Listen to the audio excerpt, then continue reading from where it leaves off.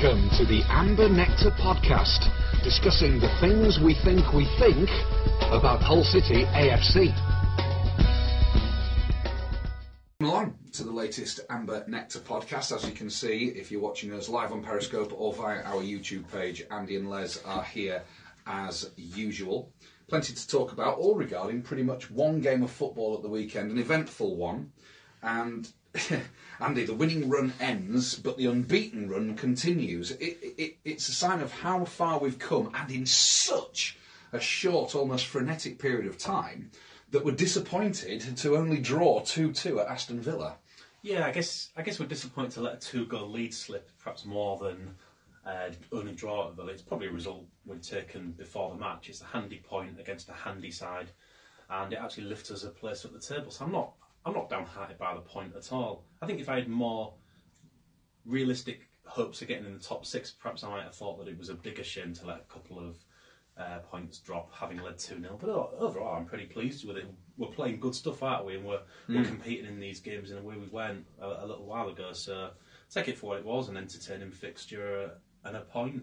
We did draw there, of course, last season as well, but it is a ground that we've not had an awful lot of success on down the years. And even though Villa are below us in the table, Les, the very prospect of a trip to Villa Park, one of the great English grounds, one of the biggest English clubs, even though they're very much on their uppers by comparison to some of their past successes, it shouldn't be a disappointment to go there and draw 2-2. I mean, having said that, we were 2-0 up, as Andy says, and the last time we complained about not winning from 2 up was an FA Cup final. Indeed. If you'd have offered me a 2-2 draw before the game, I would have had to have given your name to the football authorities on suspicion of match fixing. But yeah, I do suspect we would have taken it, and I didn't leave that disappointed. I think towards the end I was a little bit scared we were going to lose, so I was fairly happy with the point. Yeah, it's always a little bit disappointing. I think the moment Device went off was an absolute critical turning point, and I've been thinking about this. I was thinking about it on Sunday, and I've been thinking about it today. And the more I think about it, the more I think that was an absolutely critical moment, because Device was immense in the first 40 minutes or so. He didn't give anybody a sniff, whether it was Adama, whether it was Abraham, whether it was Balassi who switched wings.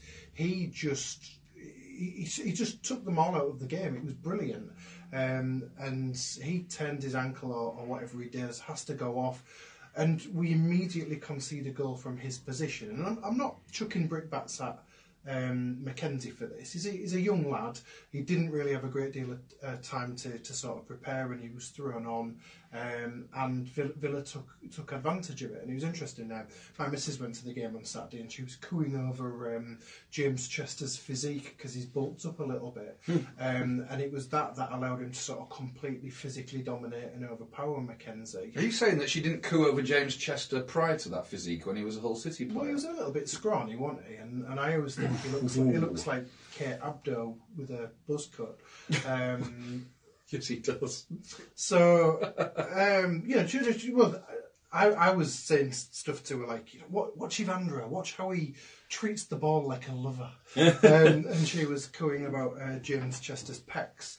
But it made sense when he was able to just sort of physically dominate. Because you're not painting her in a very good light here, are you? Making it sound like that the only thing she was bothered about was the physique of one of the opposition players, as opposed to the football match that was. She was mainly bothered about the sushi that we ate in the bull ring before the game. But whatever. Well, given that her previous favourite is also an Aston Villa player in the shape of El Mohammadi, who you used to slag off just to annoy your missus. Yeah, that's true. But it was frustrating because Device had a really challenging start to his City career. There was times where he was a liability, he thought he was going to do something stupid. But he was an absolute colossus on Saturday, and I felt a bit gutted for him as he hits a run of form. He's been a fundament in the defence that hasn't conceded a goal since Mastodon's roam the earth, and as soon as he leaves the pitch, we concede almost instantly. And I believe if City had got to 2-0 at half-time, they'd have won that game. And this is what I was going to ask you: was there absolutely no prospect at all of him hanging on until half-time before going off? Didn't seem so. He doesn't look like the type of player that will leave a game unless he really has to, does he? he was certainly relishing a physical battle, even if the 3 Villa players he was going up against weren't. So I was a bit gutted for him, really. And the other question that's come up on Periscope is, was it a free kick in the first place? Long pause. I ain't got massive arguments about it. I didn't feel outraged about that, really. But as soon as they got that goal, you just felt like it changed the game, because I thought City had done immensely well. Villa are fairly renowned for coming out the blocks early, and that's exactly what they did. They came at City, and City had to sort of grind the tempo down to suit them. Kevin Stewart had an awkward first 10 minutes. He was making challenges, but he wasn't making them strongly enough. The Villa players were just going in that little bit stronger, and so the ball was ending up going our way. But he quickly adapted, and after about 10-15 minutes, he was pretty damn good and pretty solid. After that, and I thought City did a really good job of just putting the foot on the ball and bringing the game down to our tempo, to the point where we completely arm wrestled the game in our favour. And 2 great goals, brilliantly taken goals, and what did you call him? The Hertfordshire Iron Robin. Herefordshire, sorry, Iron Robin. It's only 1 letter difference. I know it's an important letter, but it's only 1 letter difference. Scoring yet again, Jared Bowen. Followed by, I mean, you've already mentioned him because he had a brilliant all-round game, but Evandro. And you, there's always been a lot of doubt about Evandro. I know 1 or 2 of City fans of our acquaintance have said he's not the reincarnation of Robert Corrin or Tom Huddleston or even Jimmy Bullard, when Jimmy Bullard actually played well briefly for City. There's something missing about Evandro, but on his day, he's an outstanding creative force, especially at Championship level. Yeah, absolutely. I like him. There's questions about his fitness and whether we're going to get a lot of games out of him. But I think he's been absolutely instrumental in the last couple of games. He's got such poise on the ball. There's not a sense of, not even a scintilla of panic when players are running at him. He just seems to just make time while he's on the ball and just plays just really simple passes that are to a teammate, doesn't put the teammate under any pressure. Or when he's not doing that and he's able to pass the ball forward, he's playing really nice probing passes. I think he's a lovely footballer. I think maybe perhaps the comparison to Corrin is maybe the most apt, but he's not so much of a driving run forward. But I think he's a great little player. And it's funny because I was right at the very bottom. I was on row B, which allowed me to take some decent pictures for Twitter, but it didn't always give me the great vantage point because I couldn't quite tell his goal was as spectacular as it was. It was only when I watched the replay I thought, oh, that's a delicious goal, absolutely beautiful. Although you did feel as soon as Grzycki put that cross in, you thought, well, that's going in. So yeah, I thought Evandro was lovely. I also loved Marcus Henriksen getting angry and fighting. Well, that's interesting. I want to talk about the technical side of that. I mean, the fun and games that followed. But there was a drop ball, and Marcus Henriksen was expecting Villa to just gently lay the ball back to a City defender because they were in possession at the time that the play stopped. But they had... Yeah, do you remember that thing with Carnu playing for Arsenal against Sheffield United when Steve Bruce was Sheffield United a few years ago? And a ball had been kicked out of play to deal with an injury, and Carnu didn't know this because he was new to the English game, charged down the gently thrown back throw-in and set up a winning goal, which Overmars didn't have to put in the net but did anyway. And there was such a stink kicked up about it that Arsene Wenger offered a replay because it was an FA Cup tie, and that's what happened. You wonder whether there was, if we're going to give the Villa player any benefit of the doubt at all, whether he wasn't aware of this sort of gentleman's tradition in our game, whereby if there is a drop ball, it's usually because somebody's had to kick it out of play and surrender possession, and therefore they should be entitled to get the ball back without challenge. You just don't get them anymore, do you? Drop balls. There's something really viscerally entertaining about them as well, because someone's got a really good chance of getting hurt. Quite a bit. That really appeals to me, I think. One of the best drop balls ever. It's on YouTube somewhere. It's an FA Cup tie between Liverpool and Middlesbrough in 1977.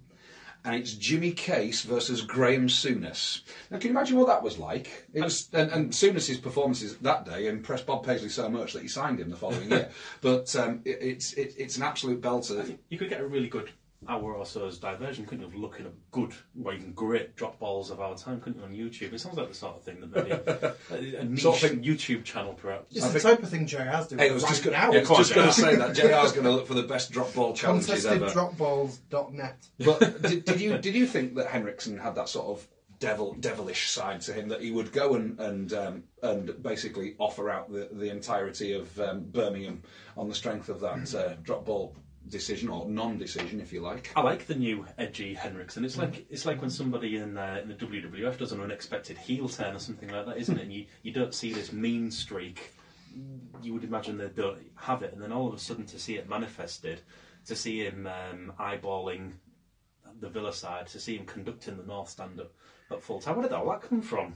Marcus Jerichoson. Maybe. Sorry, just. At 2-1, Les, at half time, what was it like in the away end? What was the general mood? Was there a sense of disappointment that City had managed to let one in? Because you've said it already, but we can talk about it more in the context of the half-time period and the start of the second half, when Villa clearly went straight at City. That there's a massive difference between going in 2-0 up away from home and 2-1 up away from home, especially if you've scored the 2 goals first. Well, I only got to speak to one person at half-time, and it was this young lad in front of me, this ridiculously confident young lad wearing a Sonic the Hedgehog hat, who, for 10 entire minutes... Did he have ginger hair when he took his hat off? Might have done. Okay. It was a green hat, Sonic the Hedgehog. Okay. No, he was just telling me how he thought that goal was completely offside and that it shouldn't have stood, and I couldn't tell it was offside, but I just loved the brazenness of the kid chatting to me. How everyone else felt, I don't know. I had a sense that the game had changed at that point, and that if Villa came out and went for us in the second half in the same manner they did in the first half, we might not be able to resist, and sadly that's how it turned out. But it took 27 minutes for them to equalise. Now, this is City. We've all been there 1,000 times in away games where we're clinging on to a lead. Had you got at any point over those, let's say, first 25 of those 27 minutes thinking we might just get away with this? Or did you still think it was inevitable? I didn't, because I wanted City to put the foot on the ball and pass it around and do exactly what they did in the first half. But they just couldn't do it. And it felt like they were just sort of waves. There was a couple of times when it happened. Usually Jared Bowen was responsible for him, where he would just sort of, pick a ricocheted ball up 10 and just run really well, and he would either draw a foul or the move would peter out. But we just didn't do it enough. There's a lot of people who are getting angry with Martin. I was going to come to that, because he's taken an awful lot of brickbats. Of course, he wouldn't have taken any brickbats if that goalkeeper had not made that spectacular save right at the end. Absolutely. Because City would have won at that point. So there's no way that City would have conceded it if they'd scored so late and to make it 3-2. And what a heroic moment that would have been. I think I would have put Fraser Campbell on, just because I think Aston Villa's needed something to think about. I know Adkins said he wanted, a bulky man, who was good in the air. I'm not necessarily sure that's Martin's game. I don't think Martin's great, but I don't think he's as bad as people make out. And I also think as well he isn't just the lump up front to boot the ball up to. I think there's more to his game than that. I think actually Martin plays better when when he's doing the he's facing forward and he's sort of doing little 1-2 passes to help us keep the ball. I actually think he's better at that than he is as punting the ball out of defence and hoping he'll keep it. So I think I would have made the change, but that's not necessarily a reflection on Martin specifically. And you're right, he very nearly did. It would have been a pickpocketing. It'd have been a very fun pickpocketing. It would have been hilarious. Because at that point I was fairly worried that we were going to concede, and I don't think we would have deserved it, quite frankly, because overall, we were second best in the second half, but overall I felt we deserved something from that. And at 2-2 though, did you just assume we would then go on to lose? Yeah. And again, like the Arsenal, Arsenal's the extreme example because it was the FA Cup final. But it's deeply unpleasant feeling to lose a game from 2-0 up. And it would have been a horrid way for this phenomenal run to have come to an end. But you give City so much praise for not losing, given how much they were dominated in the second half. I didn't go to Villa last season, so it's the first time I've been to Villa Park and seen City do something, you know, come away with something. So maybe it's because I'm looking at it from that perspective. I think if I was a bit younger, I might not have remembered that prior to last season. I think we lost, was it 7 or 8 in a row to Aston Villa? Yeah, we were consistently awful there in the Premier League. So yeah, absolutely. Kept getting players injured. So I think I was just grateful for that. I was pleased that we come away with a point. I want to ask you one more thing about the game on Saturday, and that's Mauled by the Tigers being sung at 2-0 when it's still the first half. Too soon, surely? Yeah, it is too soon, but you've got to remember we're in a position now where opposition fans are singing it to us in a mocking way, so as soon as we have the opportunity to sing it in a non-ironic way, we go for it. But I did sort of enjoy Mauled by the Lions. It wasn't by many people in their stand, but I thought because to me that was the first set of fans who were in on the joke. You know, they weren't going, "Oh, look at you nonsense," as is the way on Twitter now. And at Leeds. Yeah, there was none of that. You know, where they say, "No, they should be kicked out of the league," and all that humorlessness. Villa fans seemed to take it in the same humour. They returned it in that, and yeah, I thought it was okay. You know, compared to the other clubs who think that they're so big that you can only view them from space with special glasses. Villa fans don't seem quite as entitled as, say, Sheffield Wednesday fans or Leeds United fans. The irony being they've actually won the European Cup. You know, Villa have won a title. They've won the European Cup. They've got probably. I'm not saying they don't have their entitled fans because there was a couple of prize plums on the Twitter account. And there were some real arseholes in the Premier League era in the first couple of seasons we had in the Premier League, especially after they beat us in the. We'll talk about it later on this season because it was 10 years ago when they beat us at the KC towards the end of the season under Martin O'Neill, and there was some real wankers who came on the Amber Nectar forums and on the Amber Nectar match report comment section afterwards. But yeah, I mean, I can live with it more from them than I can Sheffield Wednesday fans. Oh, certainly. You know, Sheffield Wednesday just scuffled around.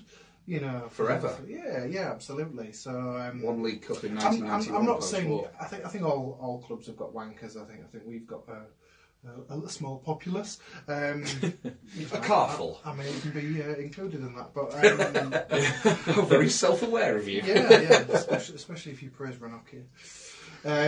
But yeah. Generally, I've completely lost my train of thought now. It's the fact that Villa fans were in on the joke. Yeah, they seem to take it in the humour it was intended. But you can't sing Mauled by the Tigers in the first half of a match, surely. You've got to be a Manchester City versus Burton sort of situation before you can risk that when there's still a half of a game to play. Do you believe in karma, Matt? No. Oh, okay. Go on.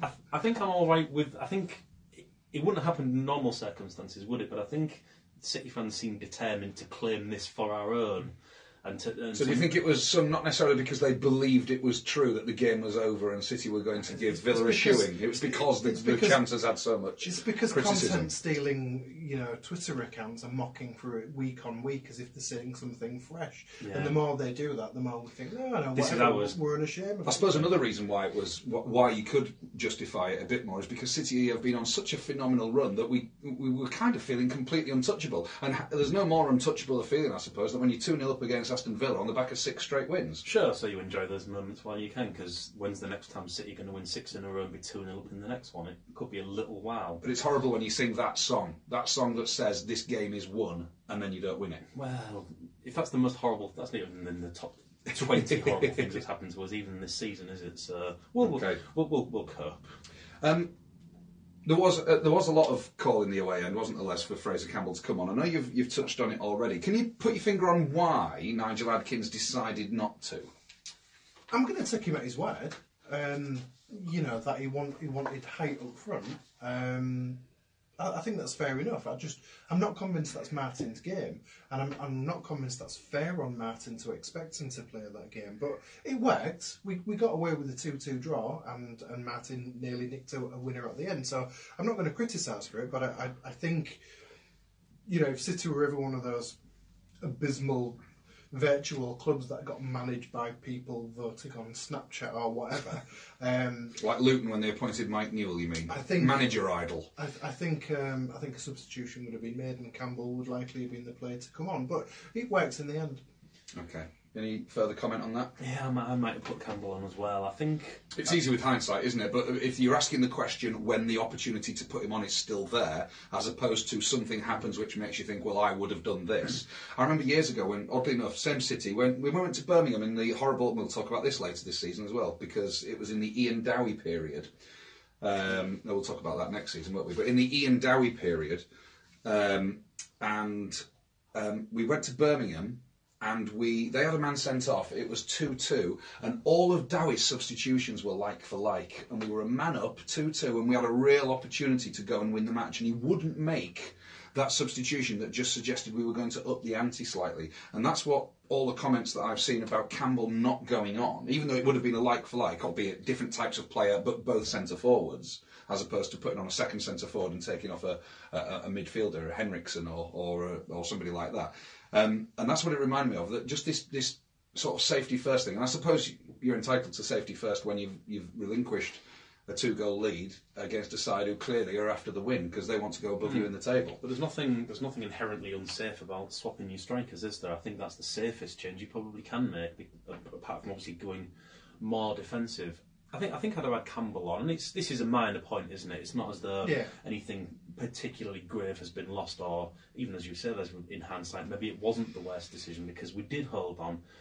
But I always think it's a useful ploy to have, is to change your forward line a little bit, and if you're on the back foot, you've got to give the other side a little bit of something to think about, a fresh challenge, because if they're on top, things aren't quite going to plan. Villa's defence were quite underweight in the second half, and I do just feel Campbell would have, just moved around that little bit more and occupied them a bit more. And he niggles, doesn't he? And he chivies, and he looks like an horrible little bastard to play against, to be honest. And he's got serious experience now behind him, 10 years on from when we first knew him, and he's on form. I mean, Bowen's getting all the plaudits, and quite right too, for the phenomenal run of form he's on. There's even talk about him being the temporary replacement for Harry Kane at Spurs before sitting on the bench and watching a genuine superstar striker in action and learning his game there. I'd entertain a swap deal. Even though Kane's injured at the moment? We'll get Llorente instead. Yeah, maybe Kane on a segue. Isn't it amazing though, that the progress Bowen's made in 2.5 years during a very chaotic period for City. Having come as an unpaid player at Hereford. Genuinely incredible. It is. And, it's all down to him. Adkins will have helped him. Slutsky certainly helped him by chucking him on. Silva played him a couple of times too, didn't he? So, he would have developed from those. But more of it, I just think it's down to his own just determination. And I think the nearer we get to deadline day, why wouldn't somebody just test Ehab's resolve? Let's just bung 7 million in and see what they say. Maybe even prepared to go up to 14, 15, because for a lot of Premier League clubs now, it's nothing, is it? They'll spend that on defenders. For a young English player in form, then it seems about the market value. There's 22 who could develop much further. I'm a little bit worried about the next 10 or so. And those who say that he can't step up only have to look at players like Robertson and Maguire, whose own careers started very, very modestly indeed. I mean, Robertson was a part-time player in Scotland. Was it Queen's Park he started at? Maguire, of course, came through the ranks at Sheffield United when they were in the 3rd division, or the 3rd tier. And now you've got a World Cup hero and the captain of Scotland who's played in a Champions League final. So, I mean, I'm not saying Bowen's going to follow them to those levels of glory. But there's no reason why he couldn't. There's no reason why it's not possible. I wouldn't have seen Robertson developing as quickly as he could. I thought his defensive game was going to have needed more work and more time to work on him. But now he's arguably the best left back in Europe. And the thing is, I mean, Bowen was signed by Bruce, so he would have been in, albeit in a developmental area of the squad, but he would have been around the squad when Robertson and Maguire were getting those plaudits and getting that attention and getting those international call-ups in Robertson's case and international pretensions thrown their way in Maguire's case. Obviously, being a Hull City player, he wasn't allowed to play for England until he'd left Hull City. But he would have seen them at close quarters and then seen what they've gone on to achieve. And there's no reason why he might not think the same. Let's just hope if it does happen, it's going to happen in the summer after we've been promoted, or made the playoffs at least, rather than in the next 10 days. But ultimately, it doesn't matter who our owner is. If somebody comes in with, say, 11, 12 million for him, even Adam Pearson would have said, sell. Wouldn't he? I think probably. It's a question of what you do with the money if it comes in, isn't it? I think at the moment it's a question of what do we actually think this season can bring about, because if we can't get in the top 6 without him, can we? I think we would probably all agree upon that. If we need to tactically change things and get Jackson Irvine and Fraser Campbell firing together, I think. I don't think it's possible at all. Okay. But how did Irvine get on against Uzbekistan? Well, they're through. He's still out there. Did they win on penalties? But they're in the quarter-finals of the Asia Cup, so he's not going to be back anytime soon. Well, last point on Bowen, I think he's got the attitude that could take him a long way, and that's a big thing. His rise has been meteoric, but it can happen. Reflective of a lot of players who have started, look at Jamie Vardy, reflective of a lot of players who've started their careers not in a sort of a mollycoddled way in some posh academy, but have really sort of done the dirty work at the very bottom of the English pyramid, and if the chance comes, they're going to take it. We've played lots of games for a young player. He started playing for Hereford when he was 17, didn't he? So he's 22, which sounds young, but he's played loads of games, and he's played much more meaningful football than you get. So many players who are still at Chelsea at the age of 23 and have played 20 league games. Bowen's played loads, scored loads of goals, and he's already, his career feels like it's on the up, and that's why I think it's unwise to play. You're envisaging calling him a greedy bastard when we play Tottenham in the League Cup next year. Can't wait. He's got it coming. For all this, we are not advocating the sale of Jarrod Bowen. We should make that absolutely clear. And if he does go, then let's hope that he goes with a playoff winner's medal round his neck in May, and then goes for an absolute fortune. That's when he can go to Tottenham, not before. We're 8th. Matthew has spoken. We haven't. Well, we all have. I think I speak on behalf of the 3 of us. Century. Yeah. But you do agree with me, though, that if it was Adam Pearson and it was a 12 million quid, he would take the money. Just like, ultimately, if the money's right, then Ehab's going to take it. And you can't really blame Ehab or any owner for taking it. You have to question, though, what's going to be done with the money if it all comes in one big lump sum. I think you only take the money if you're convinced it's going to be more than you get in the summer. And if it's more, if you think you can get the same in the summer and you can persuade the player to stay, then hang on till the summer. Because we're not going to finish in the top 6 without him. I've already established that cast iron unarguable fact, Matthew. Right, okay. It's unimpeachable, is it? Unimpeachable, yes. Okay. So, to the bank. If we can persuade him to stay, firstly, I'd quite like to watch him play a few more games for City, because he's a player of uncommon talent by our standards. So I want him to stay for that selfish reason, but I also just don't know if there's a hurry for him to want to do it. If he stays and scores another 10 goals between now and the end of the season, his own prospects improve, because instead of maybe getting signed by a team that's going to be in a relegation battle in the Premier League next season, he might get that move to a Tottenham or even an Everton or someone like that whose aspirations in the Premier League are very different to whoever ends up winning this season's Championship playoffs. City are 8th. Now, before we go into the effects of Saturday's performance on the table, I think we should make a point that we've actually reached 40 points. Now, not that long ago, we weren't sure we were going to get anywhere near 40 points, certainly not at this stage of the season, or even by the time of the end of the window, or even by Easter. We would have quite liked to have got to 40 in time for the relegation battle to be over in May. But look at us now, not even the end of the January transfer window.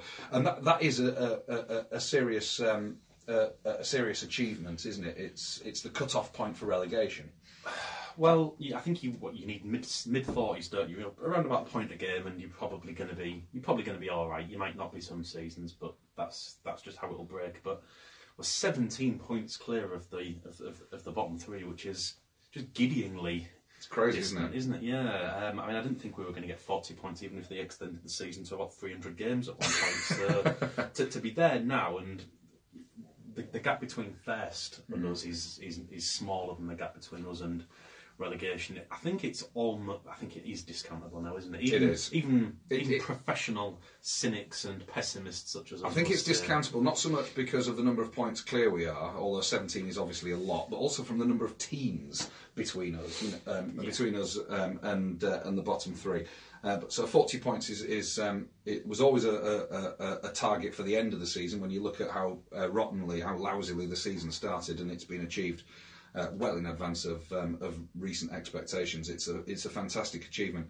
8th in the table, so we climbed a couple of places as a result of a single point against Aston Villa, and yet conversely ended up more points away from the playoffs. We're now 6 points drift of the playoffs, but we've climbed 2 places in the table. It's you giveth and then you taketh away. I was enjoying watching a kid in the pub before the game passionately talk about we're going to get 3 points at Villa and then get 3 points at Derby and then we'd be in the playoff spots. It was interesting. It's in a very grim pub, ominously called the Yew Tree. I was going to say the uterus then. Grimmer than that. I'm not even convinced it's a normal pub during the week. It just looked like a derelict building, the kind of place where you'd store mattresses or something. And I think they just open it on Saturdays and sell beer out the can. It was a bit grim, but it was fun at the same time. But it was quite fascinating watching this kid's optimism and determination that we were going to win this game and go give it to Derby as well. It's a highly competitive, bunching of teams up at that end, isn't it? And even on the phenomenal run that we went on, it wasn't going to take much for teams to pull away from us if we didn't win a game. But I'm not too concerned about that at this point. I still find it an amazing thing that the playoffs seem a realistic prospect, and I don't think Saturday's dim that whatsoever. How realistic? Indeed. We've still got a few of these teams above us to come. I'm a grim pessimist. I sort of steel myself against the worst because I refuse to love anybody, so I don't get my heart broken. That kind of approach. Wow. We've still got the teams above us, most of them, haven't we? We've got to go to Norwich on a Wednesday night. We've got Sheffield United to come to us. We've got to West Brom over the Easter weekend. We've still got to go up to Middlesbrough, haven't we? Mm-hmm. And of course, Derby, I think, is next month, isn't it, away from home? And that's the current top 6, and they're 2 points clear of Bristol City in 7th. Isn't it amazing that we are now ahead of 2 other teams on goal difference, given how rotten our goal difference was earlier in the season? I mean, we've got a +6 goal difference now. It's absolutely, well, we had it obviously before the Villa game because it finished 2-2, but we're above Swansea on goal difference, and we're way ahead of this weekend's opponents, Blackburn, on goal difference. They're on -4. If there's a draw this weekend, Blackburn can't go. They can't go above us anyway, but if they win this weekend, they're going to have to overturn 10 goals. They're going to have to beat us by 10 goals to go above us. I don't know. That's torn it. It has. Well, they can't go above us, aren't they? Unless they win this weekend. That's the point I'm trying to make. It's a hell of a turnaround at every level, isn't it? The performances, the confidence, the consistency of team selection, and even the goal difference being changed phenomenally. I mean, it's not as if we've done this with a stack of 1-0 wins before the Villa game. The game against Bolton obviously helped on New Year's Day, but the way that we've turned around the goal difference by not conceding any at all until we went to Villa Park, it's quite phenomenal, isn't it? Yeah, I think conceding fewer goals has really worked out well for City in the last few weeks. But you can concede goals and still win matches, like or concede goals and get creditable draws. Yeah. But I mean, even you look at Solskjaer at Manchester United. He won his first 4 games and still moaned that his team hadn't kept a clean sheet, even though clean sheets in most of those games, even though the goals they did concede in most of those games would have still earned them victories. Well, we remember how ridiculously poor City were in the first 2 months of the season. That night at Wigan was especially chastening, as though we looked as though we could concede a goal at any point during any game at all times. And the Reading defeat as well, 3-0 there, was just harrowing. So the fact that we have tightened up, you've got to. You're not going to get anything if you keep conceding two a game. Look at the state of some of the teams at the bottom with concession rates in the mid-40s already. They're going to end up conceding more than 70 goals this season, and you aren't going to score your way out of trouble. So I don't know if Adkins had a deliberate plan to tighten things up at the back in the way that we've always identified Nigel Pearson's surgery of the side. being so effective. I don't know if it was a deliberate plan of his or quite how it's worked, or if it just needed time to gel and it was always going to happen. But it's what's given us a chance in games, because we're not 2-0 down all the bloody time. We're competitive, and the fact that we conceded 2 goals at Villa, it's the first blot on our defensive copybook in a little while, and that's something. I'm trying to think. Apart from the Millwall Cup tie, are they the first goal we conceded since we beat Preston 2-1 on Boxing Day? Yeah, so we've gone nearly on the thick end of a month, haven't we, without conceding any goals in the league, and good, because nothing good is going to come of conceding goals all the time. Absolutely, we're ahead of Birmingham, we're ahead of Forest, we're obviously still ahead of Villa, QPR, Stoke, that massive club Sheffield Wednesday. They're all well behind us. Hey, Sheffield Wednesday won't be below us. You've got enough information there, Matt. Blackburn Rovers this weekend at Ewood Park. I mean, as I said, they can't overtake us this weekend unless they beat us, because they're so behind. You know, we're on level points and they're behind on goal difference and a long way at that as well. But you know, they're going to be one of, obviously, along with us, Swansea, Birmingham, Forest, Villa. They're all going to still be fancying their chances of scraping into the playoffs. And you know, maybe, is there a possibility, Les, that after Villa came back, were observed to come back against us at the weekend, that maybe other teams will think, oh, maybe we're just starting to, we've reached our peak and we're just going to start to fall away slightly, and that means we might be more beatable. They might think that, but I will go back to the device thing and think that was a singular incident in a game that I felt completely changed the tone of everything that followed. That's not going to happen every week, is it? So they might well think that. They might think, oh, well, they are human after all. They are invincible. But Blackburn don't hold a great deal of faith for me. Maybe that's just because they've got Granny Dayham lumbering around for him. They've got a good manager. They've got a good manager who's done it loads of times before. They also came straight up from League One last season, didn't they? So they're clearly a club on the up, because they've got their eye on, possibly as an outsider, at least 2 straight promotions. They handed us our asses early in the season as well, didn't they? And granted, that didn't put them in an exclusive club, but they did. They looked pretty good against us, I thought. But I'm interested, and I'm excited by it, because both sides are going to have to go for the win, I think, because when you're adrift of your target, if that is indeed our target, the top 6, and why not?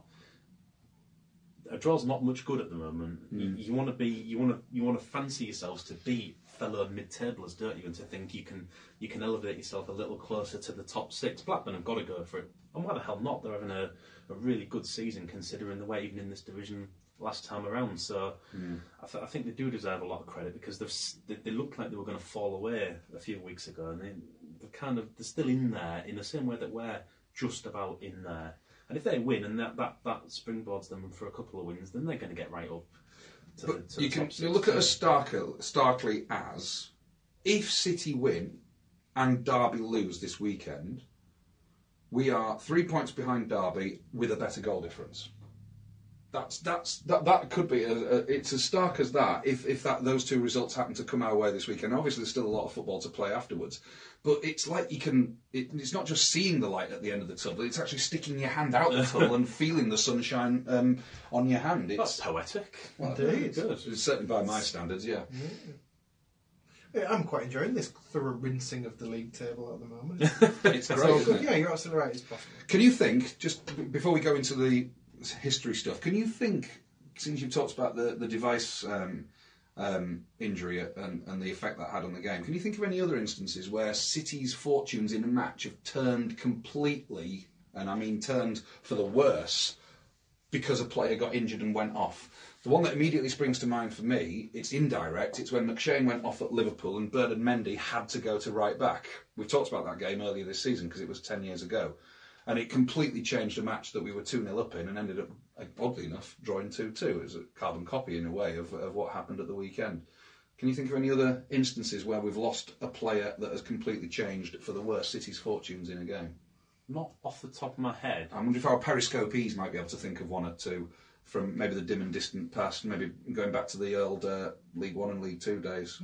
Can't think offhand. You like to think it wouldn't be the sort of thing that would automatically have a devastating effect in what is a team sport, would you? But and you wouldn't think that Device, Randy is playing a lot better, but you wouldn't think that he would be so pivotal to the matches conclusion. There are much more famous examples away from City. I mean, you look at Wayne Rooney going off in Euro 2004 against in the first half, I think it was, wasn't it, against Portugal in the quarter-final, a game that we were completely... no, it wasn't against Portugal, was it? It was the group game where he'd scored and he went off and couldn't play against Portugal, and we ended up going out the tournament. Somebody's come up with Stuart Pearson back in the 1970s versus Sheffield Wednesday away. I think that one's on I think that one's on YouTube, because he scored in that game and then went off and... was that where he got sent off, though? That might be different. That was the game where he called the linesman an onion. and got sent off. So I think maybe being sent off rather than being substituted is... I mean, snowflakes existed in the 70s. In that case, Lee Bracing must have affected about 600 City games in a brief spell in the 90s, mustn't he, by getting sent off? It was. Thank you, Chris Whiting. It was Portugal in Euro 2004. I can't remember whether it was the Portugal game or whether it was a group game before, and we ended up playing Portugal without him, but it was the Portugal game. Anyway, let's stick with history. 10 years ago then. Yeah, you're right. I was at that game. 10 years ago then, we have City against Arsenal. Now, revenge for Arsenal after what we'd inflicted on them at the Emirates back in September. City were obviously in a bad run of form. They hadn't won since the beginning of December. We're now at the end of January and starting to drop down the table a little, if not necessarily in places, then certainly in terms of points. It was tight as anything in sort of not just the bottom half, but like the bottom 15 or something of the Premier League by this stage. But for 70 minutes of this game against Arsenal, we were in it. We were 1-1. We'd gone behind and done what we'd done at the Emirates, which was equalised through and it was a Daniel Kuzan equaliser this time, as opposed to a Daniel Kuzan winner. But we were in the game until quite late on. We acquitted ourselves well, although Arsenal were the better side, as you would obviously expect. I like that you talk about revenge, because it is interesting to remember the devastating effect that City beat Arsenal had on Arsenal. They would have gone top if they'd beaten us on that Saturday evening. After this match, they were only fifth and effectively out of the title race. So we really, really fucked them up, didn't we? And that was great. It was great. I mean, the memory I've got of how quiet that tube train was at Arsenal tube station going out of the match. Yeah. Just people looking open-mouthed at each other as to how on earth that had happened. Because, of course, we'd only gone to see Ibue. And now Ibue and co had come to us. Adebayor scored with a close-range header on the half-hour. Kuzan equalised, I think, with another header from a Mendy cross in the second half. And it got to 1-1 with 8 minutes to go, Les. There was a bit of a pattern of City games at that point where City sort of played okay but ultimately lost, didn't they? And you're right, I think City had acquitted themselves reasonably well. Trying to remember that first goal, Adebayor. It was a corner, and it was just a free header in the 6-yard box. It was easy, wasn't it? Yeah, it was the cheap concession that was the frustrating thing. Trying to think what I remember about that game. Was it a half-half kick-off? And wasn't it peeing it down? And I seem to remember the atmosphere being unusually good, and I wonder if that's just because you get an extra hour and a half in the pub. I've always been a big fan of that. Yeah. I think there was still a novelty about City being A, in the Premier League, and B, on the telly in the Premier League, and for that matter, C, playing Arsenal. Yeah, playing Arsenal. Having played Arsenal on telly in the Premier League on Setanta, of course, and presumably if this was a 5:30, this was on Setanta as well, earlier in the season, and won, and everybody just acting like there'd been an earthquake as a consequence of City having the temerity to go and beat Arsenal at the Emirates. Because I think back then Arsenal had only lost one league game since they moved into that stadium, and to West Ham, I think it was, and we were only the second or something resembling that anyway. I do remember the noise we made when Kuzan scored was quite tumultuous. Was it a Mendy cross that might have taken a bit of a deflection? But yeah, it was quite a thumping header from Kuzan, and there was that brief bit of belief that actually maybe we could get something from this game as well. But then Nasri and Bentner, neither of them particularly spectacular goals, scored twice in 4 minutes, 82 and 86, which won them the match. Doyle was massively out of position for the Nasri goal. The fact that Nathan Doyle was playing at all. It's because Zayat was suspended, I think. And Andy Dawson was only on the bench, so I mean, I'm trying to remember what the formation would be. Kilvan was playing, Brian France was playing, Was it Kilban's debut? Kilban's right. debut, yeah. The thing is, Francis Ricketts, Premier who's League start. going to be at centre back alongside Turner then? Would it have been Kilban? Presumably was at left back and Doyle at right back with Ricketts, because Ricketts did play a handful of games for us at centre back, didn't he? When we lost Wayne Brown, not Wayne Brown, when we lost Kamal Zayati, and of course we lost Anthony Gardner when somebody breathed on him at the start of the season. So Turner had a new defensive, but it wasn't a convincing defence, even though we had this experienced new player in Kevin Kilban joining up with it. Ryan France and Peter Halmosey both started that game, neither of whom you could say were going to be anything close to first-team regulars at Premier League level, even though we'd had a bit of hope for Halmosey because he'd only joined in the summer and therefore was an obvious investment in the first-team squad as opposed to any kind of fringe squad. I wonder whether Phil Brown had kind of, because of a mild injury crisis, had kind of thrown this one away a little bit with the team selection, and then still nearly pulled it off. Because before Kuzan scored, pretty sure when was it? I'm pretty sure Manuccio was brought down in the box, and City should have had a penalty, and Wiley wasn't interested. So there were opportunities for City to genuinely get something from that, and I'm pretty sure there was an offside in the run up to their third goal that killed us off as well. Bentner goal, yeah. Was it Van Persie offside? Put the cross in. Don't know. 10 years similarities. Indeed, Manuccio came on as quite an early second half sub. Clearly, Halmosey didn't do it. He was off after 53 minutes, and then late subs after Nasri scored. Craig Fagan came on for Ryan France, and then after Benton scored. We took Giovanni off. Clearly, he was ineffective enough to go off at 3-1 down with only 3 or 4 minutes to go, and Richard Garcia came on. We go beyond that game to the following week, and we're back in the FA Cup. Now, this was an eventful day. I'm just wondering, before we go to this, Tony Warner made his debut for City. He was our third choice keeper. This was against Millwall in the 4th round of the FA Cup at home. We won it 2-0. It was a comfortable victory. An eventful day, but a comfortable victory. Tony Warner made his debut in goal for City that day. He joined in the summer as third choice keeper. He'd been at Liverpool, hadn't he, and a couple of other places, I think.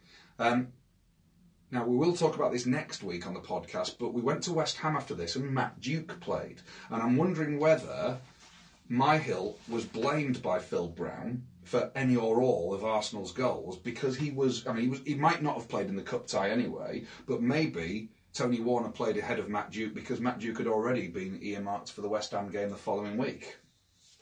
Brown had a bit of a thing about singling out Myhill for blame, didn't he? If Myhill did anything wrong, he sort of was really quick to drop him. But the reason I suspect Warner didn't get a chance at West Ham because he did the awful Rickett, didn't he, where there was a back pass, real simple chance to sort of clear it, and he just fell over and ended up having to handle it. And I remember Millwall fans, because they would have been at the opposite end, they thought they'd got a penalty because Warner had brought their forward down. But what the ref had actually done is given an indirect free kick in the box for handling the back pass. But City were already ahead at that point, weren't they? Turner headed in from Dawson's cross. I remember the keeper got a hand to it, but it wasn't strong enough. And there was a fairly routine feel. There was. For this, apart from if you were employed by Humberside Police, I guess. Yeah. The Warner thing, though, I've got it in my head that Warner, there was also a question mark about whether Warner, when he had to grasp for this ball, having missed it, that he also handled it outside the area, because he was really close to the edge of the box when he did it. And I think a lot of people were wondering what the referee was going to give. Is he going to give a penalty for the foul on the player? Is he going to give a free kick for picking up the back pass? Or if it's handling outside the area, even if it's in a situation which doesn't necessarily lend itself to an obvious goal-scoring opportunity, is Warner actually going to get his marching orders? Well, now refs wouldn't automatically pull a red card out for that, but back then they did, didn't they? Generally, keeper handling it outside the area was usually sent off straight away. But I don't recall that. There was a little bit of confusion about whether he'd given a penalty or a free kick, but I just remember it more as being a desperate grab of the ball and a free kick. So the ref judged it a back pass. Ashby's goal Ashby scored that day. He got the second. He hadn't scored in the Premier League at this stage, but he scored in the cup against Millwall with 6 minutes to go to seal the win, and that was a belting goal. It was a goal on the break, as I recall. I mean, what the hell Ian Ashby was doing up there with 6 minutes to go, joining with a counter attack, and the ball came across low to him, and he hit it first time, a swing of the right foot, and I think he hit it slightly into the ground, and it looped over Ford in the Millwall goal, in front of the Millwall fans as well, and he had a right good celebrate in front of them. The Ashby offering out Millwall fans, it's a perfectly natural thing for him to do. And we suddenly were on a really bad run in the league, and then putting together a little cup run, Andy.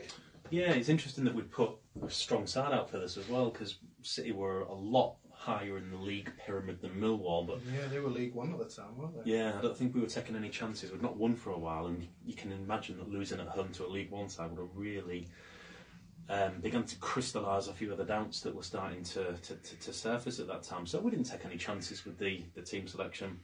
It was easy, wasn't it, really, that day? Sometimes you can just tell when one side's a lot better than the other side, and I never ever felt as though we were in a moment's danger in that match. There's loads of other stuff from this game. Millwall only had 6 subs, one of whom was Gary Alexander, who came on for a cameo when it was still 1-0. I remember the round of applause he got. We brought on Nicky Featherstone. Well, don't forget, Jimmy Bullard was sort of paraded in front of the fans with an oversized scarf, but he wasn't oversized, and he wasn't cup tied. But he couldn't. He could. Well, no, he was ill. He had the flu. He wasn't well enough to play, but he was well enough to fill himself with some kind of drug, decongestant, and go out onto the pitch holding his scarf for everybody to applaud him. And I think that was the most useful he was that season. City's debut would come, and we will talk about that greatly next week at West Ham. Do you remember also Andy Dawson took an elbow and a lot of claret all over his face as a result, and none of the officials noticed it. And Andy Dawson, all right, a defender, and when necessary, a hard tackler and a proper campaigner and a proper competitor. And I have never seen Andy Dawson so angry before. He was so outraged that nobody had seen it, and he just went over to the linesman, pointing at his face and giving him so much shit over nobody spotting that he'd taken a really nasty stray elbow in the face. But he had to be mopped up and change of shirt. The sort of shirt you would have killed for, Les, because it was a match-worn shirt with no evidence of who'd actually worn it, apart from the player's blood. Match bled. Because obviously there would have been no identification as to who it was on the back. Indeed.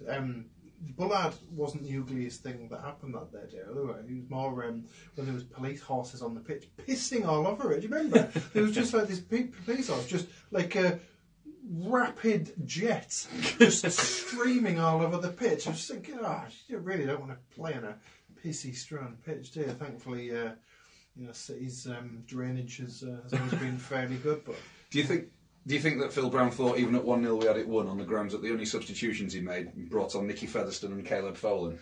Yeah, I think we. Yeah, I think so, because Millwall were huffing and puffing, but they never got close, and we had Warner in goal. So you imagine if they got close, they might have actually scored. They had one chance in the first half, not long after his flappy. Where was it Neil Harris? I think he sort of turned really close to the line, but he sort of stuck it wide. Nematodes love horse piss. That is niche. Wow. Millwall fans were charming that day, weren't they? Yeah, but the thing is, you can never get over that like chicken netting, can you? It's like a proper Krypton factor challenge. And even the sort of stopped halfway and just did the come on then thing, because they couldn't be bothered to carry on. It looked for show, didn't it? And if you're into that kind of thing, maybe it was quite a good show, but They did lob a few things though, and I think they broke up a few seats and chucked them around. Well, they also had a lot of things lobbed at them as well while they were getting stuck in the netting. If they'd really wanted to have a fight, it wasn't properly stewarded, and they could have just gone on the pitch. It was just all so they could have a jolly good day out. That's all it ever felt like, and a couple of things got chucked, but they started advancing on the West Stand, didn't they? I mean, honestly, they've just had an awful lot of flasks of hot chocolate thrown at them. Yeah, but they advanced on the West Stand, and then just sort of stopped. I mean, who exactly in there was striking the fear of God into them? No one. They just wanted to act hard and get some stupid YouTube videos out of it. What a bunch of knobheads. Indeed. At least this season we've managed to talk about an FA Cup victory over Millwall as opposed to the FA Cup defeat that we suffered a couple of weeks ago. And we didn't talk about horse piss the other week. There is that.